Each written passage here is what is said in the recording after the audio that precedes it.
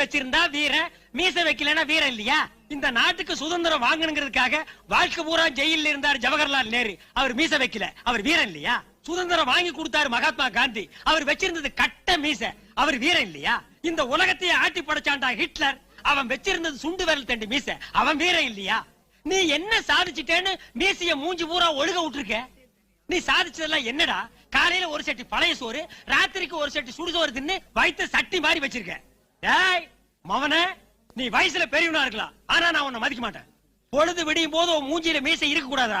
இருந்தது மவன உனக்கு மூஞ்சியா இருக்காதரா?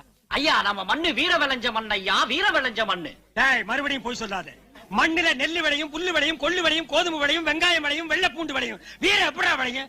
வீரம்ங்கிறது மனசுல விளையிறது. டேய் என் கூட வாடா, இந்தியா பூரா சுத்தி காட்டுறேன். எந்த மண்ணிலையாவது வீரம் விளைஞ்சதுன்னு காட்டு, அந்த இடத்துல நான் உசுர விட்டுறேன். நம்ம மண்ணுக்கு மரியாதை கொடுக்கணும் ஐயா, மரியாதை கொடுக்கணும்.